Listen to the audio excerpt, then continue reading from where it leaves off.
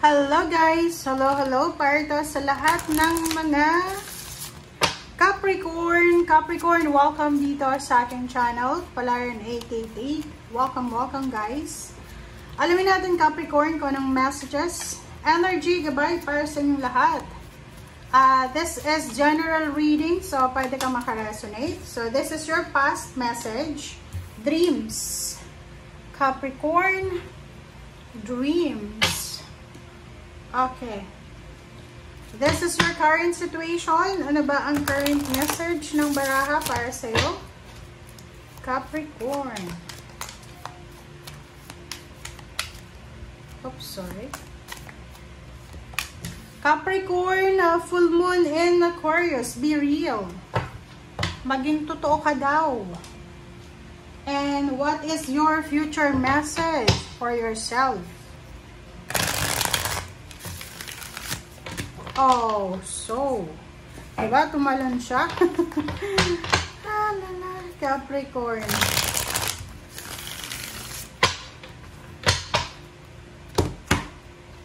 Okay, 7 of Summer.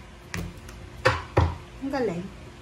Okay, Capricorn. Tingnan mo yung 3 cards mo dito.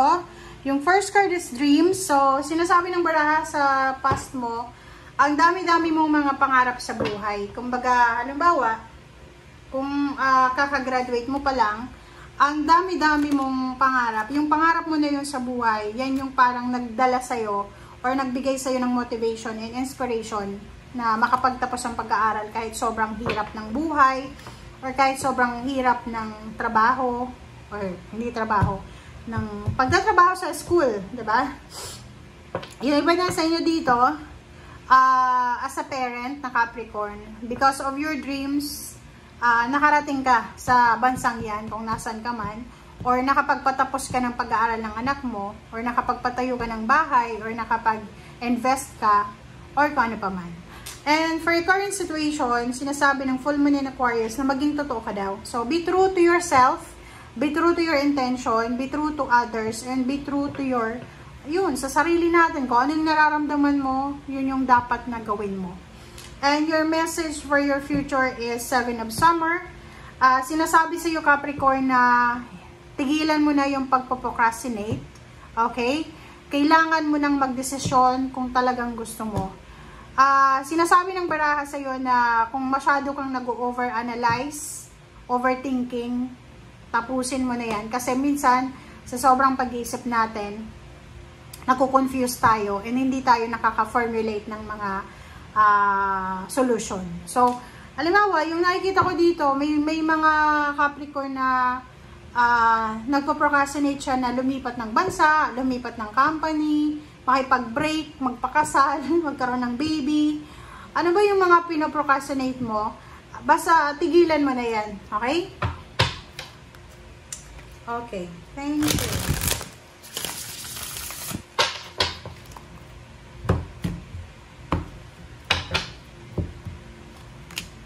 Okay, first card natin is the Sun. Oh, wow. Major Arcana tong dalawa, the Emperor. And, woo, congratulations talaga. Ang Capricorn na to, nakikita ko sa'yo dito na if you are in the other country na, pwedeng nasa Europa, America, Middle East, sinasabi ng baraha sa'yo dito na posibleng merong iba sa inyo dyan na marami kayong mga kumbaga nahang or pinag-ipunan nyo yung pag-travel nyo papunta sa Philippines, pauwi ng Philippines, o yung iba sa inyo dyan, ano to level up kasi to So, sinasabi ng barahan na kung nasa ibang bansa ka na or even nasa Pilipinas ka, posibleng ma-promote ka, posibleng tumaas yung sweldo mo, o yun nga yung posisyon sa trabaho, pero hindi biro yung pinagdaanan mo dyan. Kaya, kung ano man to na empowerment, level up, na posibleng matanggap mo, victory, success, recognition, awards, rewards, travel, accomplishment, na matatanggap mo or makukuha mo, sobrang grateful ka because sobrang hirap nito na pinagdaanan mo. Hindi siya yung parang putyo-putyo lang na success. So, kung ano man itong tagumpay na makukuha mo ngayon, Capricorn, congratulations. Kasi, hindi ka sumuko. Hindi mo ibinaba yung pangarap mo. Kumbaga, tinuloy mo hanggang sa makuha mo talaga siya. Okay. The Chariot, this is success from dedication and self-discipline. Diba?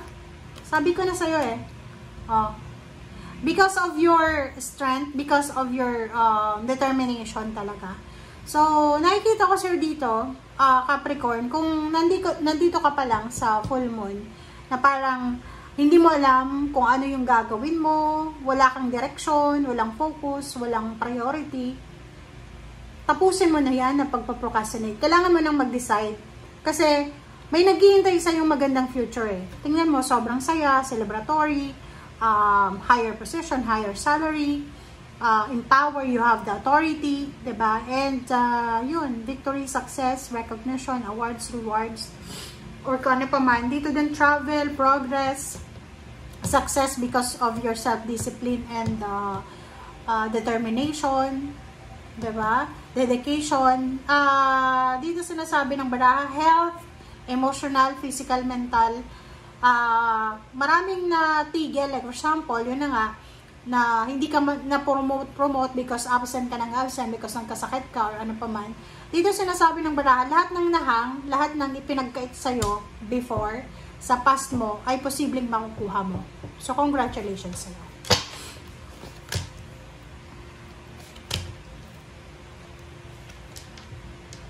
Okay, so nakikita ko sa'yo dito, isang water sign, Pisces, Scorpion, Cancer. Ang posibleng, kung may kaibigan ka, kamag-anak na water sign, especially may kaya siya, may pera siya, isa siya sa mga possible na makakatulong sa'yo. Ang gawin mo lang is you need to ask. Diba? Kasi hindi naman siya magkukusa na lumapit sa'yo since lahat tayo ngayon is sobrang busy. Tayo sobrang busy. So, kung may mga kakilala ka, kamag-anak ang water sign, Pisces, Scorpion, Cancer, and kailangan mo ng tulong financial, or emotional help, or kalinga, protection, or advice, or kailangan mo ng mentor, you need to ask. You need to ask for help. Okay? And if ever naman ikaw ito na marami kang pera, marami ka ng, kumbaga, panahon, oras para makatulong sa mga tao, oras na para mag-share ka ng blessings. And yung future mo, sinasabi ng barahan na siguro sa ngayon, hirap na hirap ka sa financial. But in the near future, sinasabi ng barahan, financially, you will get the balance, financial balance. Makakapag-share ka ng pera, makakatulong ka sa mga less fortunate, sa family mo, and at the same time, may papasok sa buhay mo. So, parang balance So, yun guys ang sinasabi ng barahan. Thank you for watching. Bye!